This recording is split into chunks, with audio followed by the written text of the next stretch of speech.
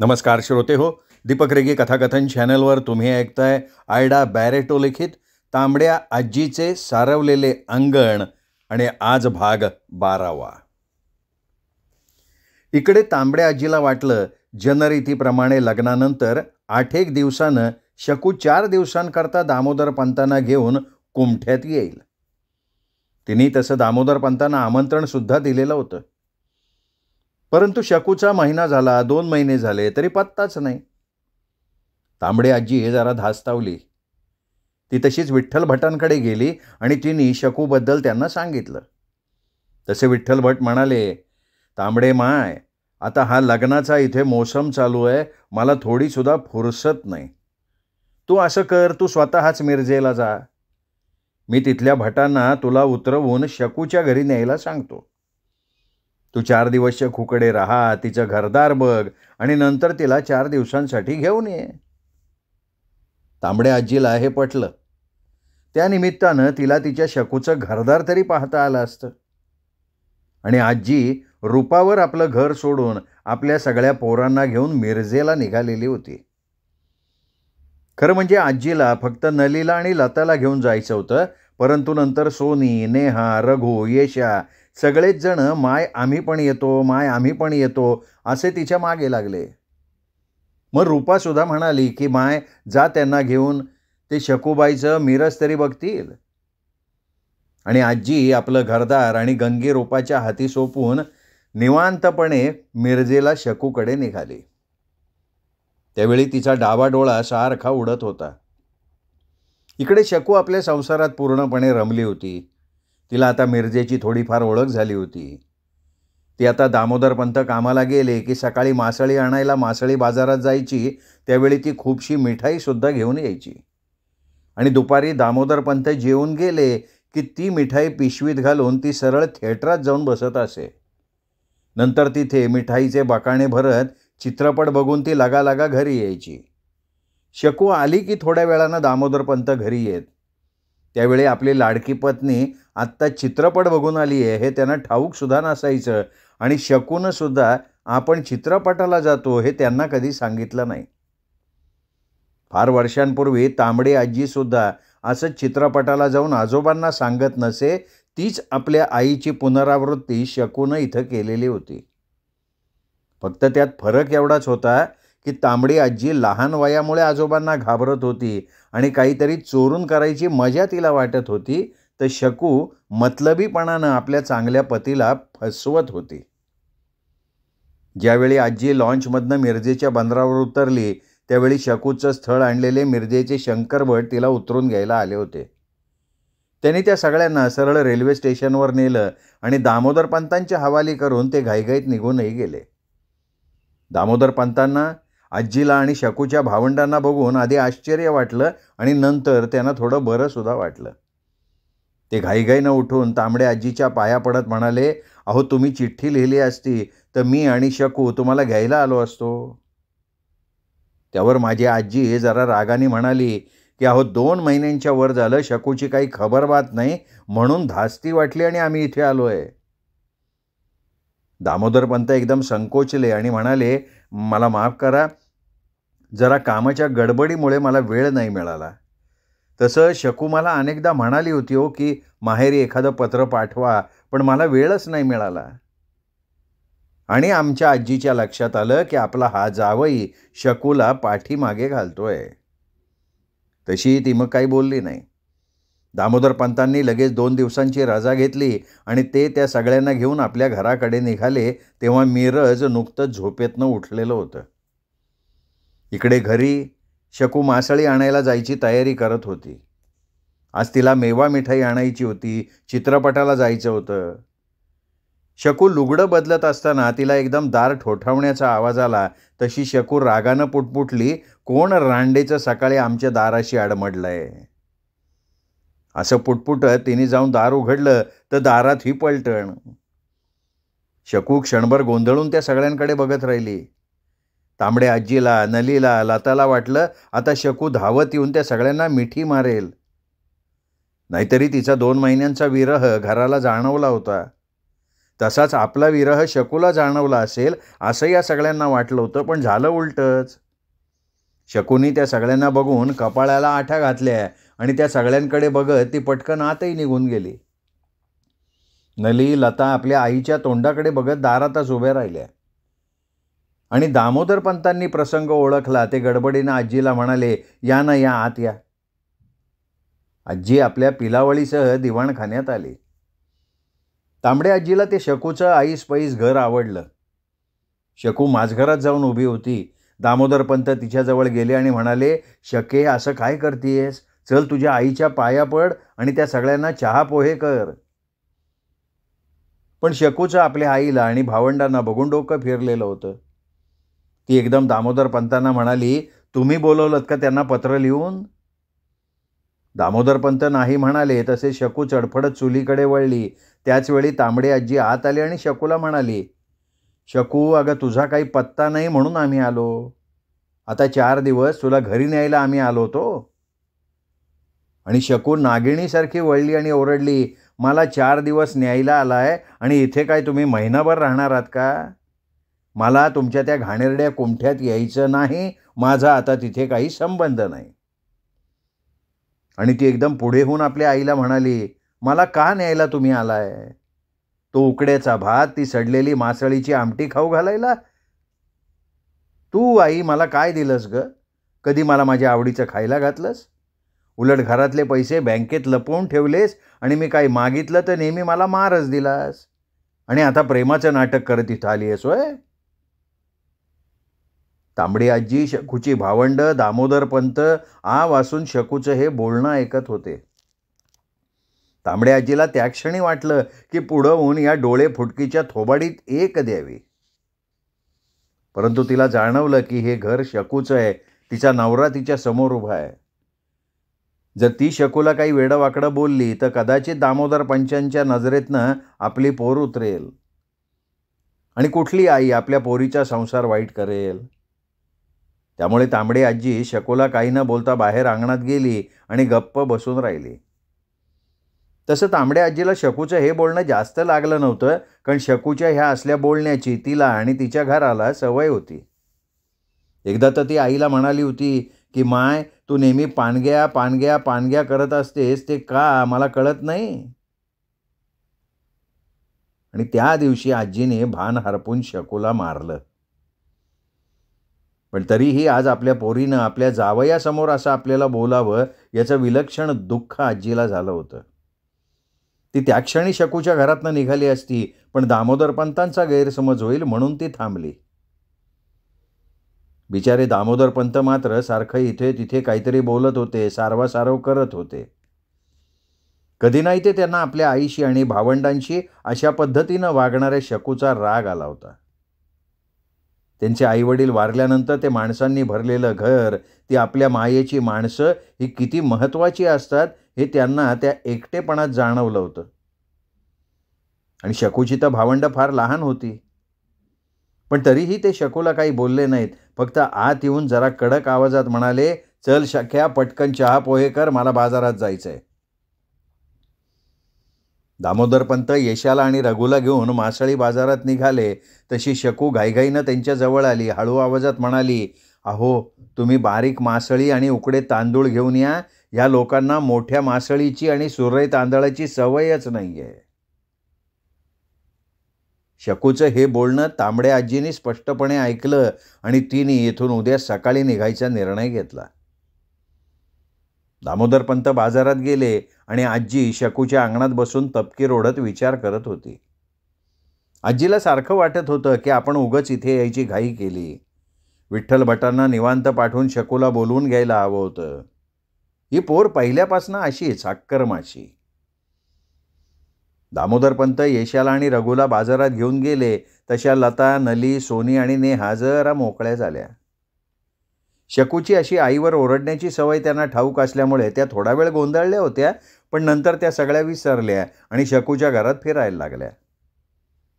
त्या सगळ्यांना आपल्या शकूताईचं घर फार आवडलं होतं. लतानी जेव्हा शकूचं कपाट उघडून ती तिची नवीन लुगडी बघायला लागली, तेव्हा शकू भस्कन आत येऊन वेड्यासारखी लता, नली, सोनी आणि नेहीच्या अंगावर ओरडायला लागली. आपल्या कपाटाला हात का लावला म्हणून शकूने सरळ लताच्या पाठीत बुक्का घातला. तशा लता, नली, सोनी, नेहा पळत पळत आईजवळ अंगणात गेल्या. तिला बिलगून बसल्या. आजी त्यांना शांतपणे म्हणाली, त्या महाराणीच्या घरात तुम्ही नका इथे तिथे फिरू, तुम्ही इथे बसून राहा. थोड्या वेळानं दामोदरपंत बाजारातनं आले. त्यांनी मोठी ताजी सुरमई आणली होती, तळायला रावस आणला होता, मोठी कोलंबी आणि खेकडे सुद्धा आणले होते आणि बरोबर त्यांनी खूप मिठाई सुद्धा आणली होती. आणि हे सगळं बघून शकूचं डोकं जास्त फिरलं होतं, पण आपल्या नवऱ्याकडे बघून ती धुसफुसत गप्प राहिली होती.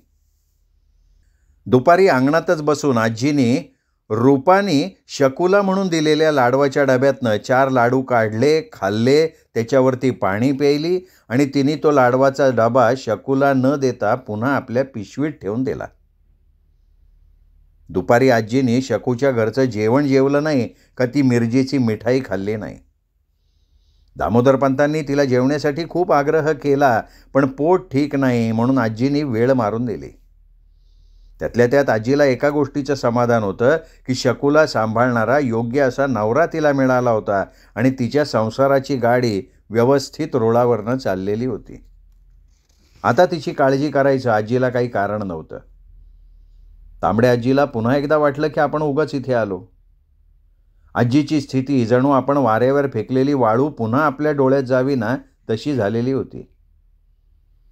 रात्री तांबडी आजी आणि तिची पिलावळ दिवाणखान्यातच खुर्च्या सरकवून चटईवर झोपलेले होते. आजीला झोप येत नव्हती, तिची पिलावळ मात्र गाढ झोपलेली होती. दिवाणखान्यात शकूच्या खोलीतलं बोलणं स्पष्ट ऐकू येत होतं. शकू दामोदरपंतांना सांगत होती की अहो तुम्ही भोळे सांब आहात, या लोकांना मी चांगलं ओळखते म्हणून तर मी कुमठ्यात गेले नाही. अहो ही माझी आई, माझे बाबा गेले आणि त्या पानग्या पोस्टमनला घेऊन बसली होती. त्यांना घेऊन तिने बाबांचे पोस्टातले सगळे पैसे बँकेत ठेवले. काही झालं ना की ही त्या पानग्याला बोलवायची. अहो ती जादूसुद्धा करते. आजीला पुढे ऐकवे ना, पण शकू सांगतच होती, अहो अहो आता ही बाई त्या लता आणि नलीची धोंड आपल्या गळ्यात बांधून टाकायला इथे आली आहे. मी सांगते तिला आणि त्या सगळ्यांना तुम्ही उद्याच्या उद्या हाकलून द्या इथनं, नाहीतर त्या इथे चिकटून बसतील. तुम्ही आज जी काही मासळी मिठाई आणली होतीत ना, ते सगळं बघून मला वाटतच नाही की हे लोक आता इथून जातील. आणि चांगले दामोदरपंत म्हणाले, शक्या तू काहीतरी बोलू नकोस. अगं तुझी काही खबर बात नाही म्हणून ते सगळे तुझ्यावरच्या मायेनं इथपर्यंत आलेत. शकू एकदम म्हणाली, काय हो तुमचे सुद्धा त्या म्हातारीला बघून डोळे फिरले का काय? अहो उभं कुमठं गाव त्या बाईने नासवलंय आणि आता तुम्ही सुद्धा. दामोदरपंत शक्या म्हणून इतक्या रागानं ओरडले की शकू गप्प झाली. माझी आजी शकूचं हे बोलणं ऐकून रागानं थरथर कापत होती. त्या मानिस्त्रीचा इतका अपमान कधीच नव्हता केला कोणी. आपल्या रक्ताच्या पोरीचं ते भयंकर बोलणं तिच्या भयंकर जिव्हारी लागलं होतं. त्या क्षणी तांबड्या आजीला तिथे धड श्वासही घेता येईना इतकी ती त्या क्षणी शकूचं बोलणं ऐकून गुदमरून गेलेली होती. तिने उठून बघितलं तर लता आणि नली तोंड दाबून रडत होत्या. तशी तांबडी आजी उठली, लता आणि नलीला म्हणाली, चला. तिने झोपलेल्या रघुला खांद्यावर घेतलं. लता आणि नलीनं सोनी, नेहा, यशाला उठवलं, त्यांचे हात धरले आणि तांबडी आजी शकूच्या घराचं दार उघडून रात्री 1 वाजता त्या थंड वाऱ्यात गोठणाऱ्या थंडीत आपल्या पिलावळीला घेऊन शकूच्या घरापासनं दूर निघून गेली. ती समुद्रकिनाऱ्यावर त्या थंड वाळूत बसलेली असताना तिची पोरं तिच्याकडे प्रश्नार्थक नजरेनं बघतायत हे त्या काळोखातही तिला जाणवत होतं. फक्त लता आणि नलिनी माना खाली घातल्या होत्या. त्या क्षणी आजीला आजोबा वारले त्या दिवसाची आठवण झाली. त्यावेळीही तिची ही लहान मुलं तिच्याकडे अशीच बघत बसली होती. आज फक्त त्यात एवढाच फरक होता की त्या तिच्या पोरांच्या घोळक्यात तिची शकू नव्हती. आपल्या त्या पोरीला कायमची हरवून आजी आपल्या घरी निघाली होती. माझ्या आजीला वाईट शकूच्या बोलण्याचं विशेष असं काही वाटलं नव्हतं, पण जेव्हा पानग्या पोस्टमनबद्दल ती असं उलटसुलट बोलली ना, ते आजीला खूप लागलं होतं. पानग्या पोस्टमन आजोबांपेक्षा 5 वर्षानं लहान होते. तरी वेळप्रसंगी मोठेपणा घेऊन त्यांनी आजोबांना सावरलं होतं. आजोबांना हृदयविकाराचा झटका आला त्यावेळी त्यांनीच त्यांना दवाखान्यात नेलं होतं. आजीला वेळी अवेळी येऊन मदत केली होती. आजीचं आणि त्यांचं मोठा दीर म्हणून नातं होतं आणि ही एवढीशी चिमुरडी पोर तिने आजोबांचे पैसे पानग्यामुळे बँकेत ठेवले आणि तिला उधळायला दिले नाहीत म्हणून स्वतःच्या आईबद्दल ती असं भलतंच बोलत होती. आपल्या नवऱ्याला सांगत होती. आजीला शकूची एकदम किळस आली. तिच्या मनातनंच शकू पार उतरून गेली. ती अभावितपणे स्वतःच्या नकळत पुटपुटली की शकू तुझं कधी बरं होणार नाही, तळमळून मरशील तू. आणि तांबडी आजी भयंकर दचकली. आपल्या पोरीबद्दल हे असं काही अभद्र बोलणं तिच्याही नकळत ती बोलून गेली होती आणि पुढे एका दुखावलेल्या आईचा तो शाप शकूबद्दल खरा ठरला होता. सकाळी 5 वाजता कुमठ्याकडे जाणारी लॉन्च बंदरात आली आणि तांबडी आजी कुमठ्यात परत आली. त्यावेळी आजीचं हे असं एका दिवसात मिरजून परत येणं आणि शकूचं तिच्याबरोबर नसणं याबद्दल अनेक कुमठेकरांनी तांबड्या आजीला अनेक प्रश्न विचारले होते आणि तांबड्या आजीनं नाना सबबी सांगून कुमठेकरांचं समाधान केलेलं होतं. परंतु नली आणि लता आल्या आल्या रूपा आणि मुंज्याच्या कानाला लागल्या. त्यावेळी रूपाला राघोच्या वेळी दिवस भरलेले होते. शकूच्या या अशा वागण्यानं रूपा आणि मुंज्याला सुद्धा खूप वाईट वाटलं होतं. रूपा आजीजवळ आली, तिची समजूत घालत राहिली. रूपा जायला निघाली त्यावेळी आजीने तिला तिचा लाडवाचा डबा परत केला आणि आश्चर्यचकित झालेल्या रूपाला म्हणाली की पोरी रूपा, मी शकूच्या घरी तिचं किडं पडलेलं अन्न उष्टावलं नाही, मी फक्त तिथे तुझे लाडू खाऊन परत आली आहे. पोरी, अगं तू आपल्या आईकरता हे दिलं होतंस ना, मग मी ते शकूला कसं देणार बरं. आणि रूपा पुढे झाली, आजीला धरून रडायला लागली. तांबडी आजी आल्यानंतर रूपा 2च दिवसात बाळंत झाली. तिला पहिला निरोगी मुलगा झाला, तो म्हणजे राघो. राघो झाला आणि मुंज्याने पहिल्यांदा त्याचे दोन्ही पाय तपासले आणि तो आनंदानं रूपाला म्हणाला, रूपा, पोराचे दोन्ही पाय नीट आहेत ग. आणि रूपा मुंज्याकडे बघून आनंदानं हसली. सकाळी दामोदरपंतांना जेव्हा कळलं की तांबडी आजी अशी निघून गेली आहे, त्याच क्षणी दामोदरपंतांना अचानक वाटलं की आपण आपल्या जीवनात एका चुकीच्या तरुणीची निवड केली आहे. शकूकडे पाहण्याचा त्यांचा दृष्टिकोनच बदलून गेला. परंतु त्याच रात्री जेव्हा शकूनं त्यांच्या गळ्यात हात घालून त्यांना म्हटलं की अहो तुम्ही आता बाबा होणार आहात, तेव्हा दामोदरपंत एकदम हरखून गेले. शकूबद्दलचा त्यांच्या मनातला सगळा किंतु क्षणात नाहीसा झाला. त्यांना शकूच्या आईचा, तिच्या लहान भावंडांचा विसर पडला आणि ते शकूचे लाड कौतुक करण्यात दंग झाले. असं म्हणतात ना की देव प्रत्येक माणसाला त्याच्या वागण्याचं फळ देतो. शकूचं सुद्धा तसंच झालं. शकूला 16व्या वर्षी पहिल्या वेळेला दिवस गेले आणि अगदी 7 महिन्यांपर्यंत शकूचं चित्रपट बघणं, मिठाई खाणं चालूच होतं. शकूला 7वा महिना लागला आणि दामोदरपंत 2 महिन्यांची रजा घेऊन घरी राहिले. एकदा त्यांनी शकूला हळूच विचारलं की शके, कुमठ्याला कळवायचं का. शकू मानेनच नको म्हणाली. शकूचे दिवस भरले आणि एक रात्री ती मिरजेच्या दवाखान्यात बाळंत झाली. तिला पहिला मुलगा झाला आणि तो म्हणजे मनोहर. हा मनोहर अशक्त रडक्या झाला होता. शकू बाळंत झाल्यावर दवाखान्यातनं 8 दिवसांनी घरी आली, पण आता आळशी शकूला रात्री रडणाऱ्या आपल्या पोराचं जागरण सहन होईना. त्या दामोदरपंतांची रजा संपली. घरातली कामं, मनोहरचं किरकिरणं, त्यामुळे शकूला दुपारीसुद्धा झोप मिळेनाशी झाली. सर्वात शकूचा कोंडमारा झाला तो त्या रडक्या कार्ट्यासाठी. तिला आता बाजारात जायला मिळत नव्हतं का मिठाई खात चित्रपट बघता येत नव्हता. या सगळ्या गोष्टींना शकू पार वैतागली. खूपदा ती दुपारी ढाराढूर झोपायची आणि बिचारा मनोहर आपलं लंगोट ओलं करून रडत राहायचा. मनोहरला लहानपणी तेल लावून अंघोळ घालणं, धुपाचा शेक देणं काही मिळालं नव्हतं. कारण मिळणार तरी कसं? शकूला ते काही करता येतच नव्हतं. शकूचा घरात कोंडमारा व्हायला लागला होता आणि नंतर तिला एकदम आपली आई, नली, लता आठवल्या. शकूने विचार केला, जर नली किंवा लता इथे आली तर तिला पुन्हा या कार्ट्याला त्यांच्या हातात देऊन चित्रपटाला जाता येणार होतं, चांगलं डाराडूर झोपता येणार होतं, त्यात नंतर स्वयंपाकाची झंझट राहणार नव्हती. बस ठरलं, इथे नलीला किंवा लताला आणायचं. शकूनी तसं ठरवलं आणि ती दामोदर पंतांना म्हणाली, अहो तुम्ही उद्याच कोमठ्यात जा, लताला घेऊन या. दामोदर पंत स्पष्ट शब्दात शकूला म्हणाले, शकू, हे माझ्यानं होणार नाही. जेव्हा तुझी माणसं इथे आली तेव्हा तू त्यांच्याशी नीट वागली नाहीस आणि आता आपल्याला गरज आहे म्हणून त्या लोकांकडे मदतीची अपेक्षा करणं मला काही ठीक दिसत नाही. शकू एकदम रागवली आणि म्हणाली, अहो मग तुमचं हे रडकं पिल्लू मला धड जेवायला देत नाही का धड झोपायला देत नाही? मेलं दिवसभर किरकिरत बसतंय.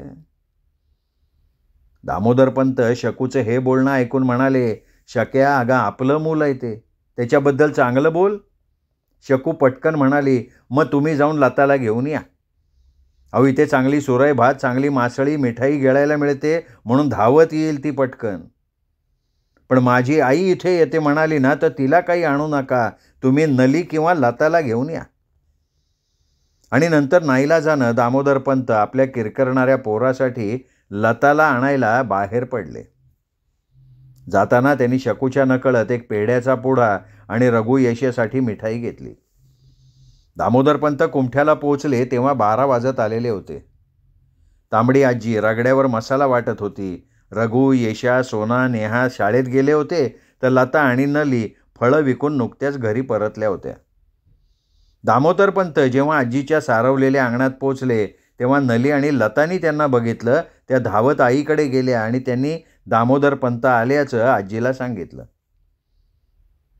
तशी आजी शांतपणे म्हणाली, तुम्ही दोघी बाहेर जाऊ नका, तुम्ही दोघी इथे विहिरीवर थांबा.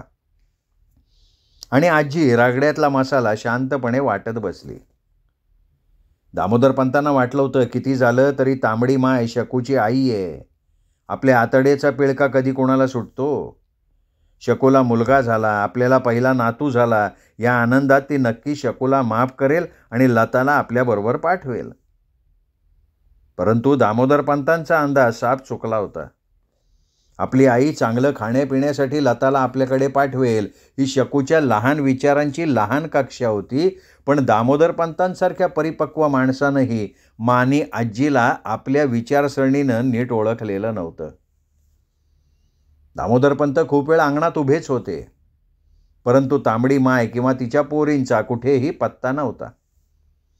दामोदर पंतांना तहान लागली होती, पण साधं पाणीसुद्धा कोणी त्यांना बाहेर येऊन विचारलं नाही किंवा आत येऊन बसा असं कोणीच त्यांना म्हटलं नाही. शेवटी तेच कंटाळले, पपनीसाच्या झाडाला टेकून बसले आणि आजीची वाट बघायला लागले. साधारण तासाभराने आजी सावकाश आपला मसाला वाटून, हात धुवून, हात पदराला पुसत पुसत बाहेर आली. तसे दामोदर पंत एकदम उठून उभे राहिले. आजी काहीही न बोलता त्यांच्याकडे स्थिर नजरेनं पाहत उभी होती. दामोदर पंतांनी शकूला मुलगा झाला असं सांगून पेढ्याचा पुडा काढून तांबड्या आजीच्या पुढे धरला आणि म्हणाले, माय, आता शकूला मनोहरचं करणं जमत नाही आहे, तिची खूप ओढाताण होतीये, म्हणून एक 6 महिने मी लताला मिरजेला न्यायला आलो आहे.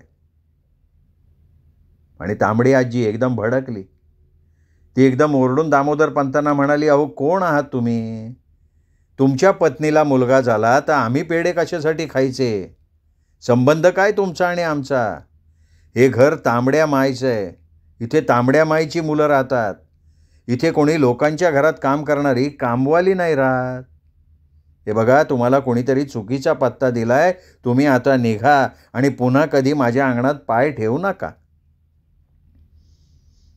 तांबडी आजी असं फाड बोलली आणि आ वासून तिच्याकडे बघणाऱ्या दामोदर पंतांकडे न बघता तिने आत जाऊन त्यांच्या तोंडावर जोरात दार लावून टाकलं. मरतुकडे दामोदर पंत हातात पेढ्याचा पुडा घेऊन वाऱ्यानं सळसळणाऱ्या त्या आजीच्या अंगणात बंद दाराकडे बघत बराच वेळ उभे राहिले होते. नंतर त्यांना एकदम जाणवलं की आपल्याला खूप तहान लागली आहे. तसे ते मागे वळले आणि तांबड्या आजीच्या फाटकातनं बाहेर पडले. तांबडी आजी आत आली तशी लता हळूच म्हणाली की आई, शकुताईला मुलगा झाला का? आणि आजी लतावर ओरडून म्हणाली, लते, यापुढे माझ्या घरात शकूचं कुणीही नाव घ्यायचं नाही. ती आम्हाला मेली, आम्ही तिला मेलोय. माझ्या रूपाचा राघव हा माझा पहिला नातू आहे. आणि आजी गप्प बसून भात वाळवायला लागली. शकू आपल्या सुंदर पऱ्यांच्या घरातनं निघून गेली. ती पुन्हा कधीही आपल्या घराकडे परतली नाही आणि त्या घरानंही शकूची कधी आठवणसुद्धा काढली नाही. श्रोते हो, तुम्ही ऐकताय आयडा बॅरेटो लिखित तांबड्या आजीचे सारवलेले अंगण ही कादंबरी. आज 12वा भाग तुम्ही ऐकलात. 13वा भाग ऐकण्यासाठी उद्या भेटूयात दीपक रेगे कथाकथन चॅनलवर. तोपर्यंत नमस्कार.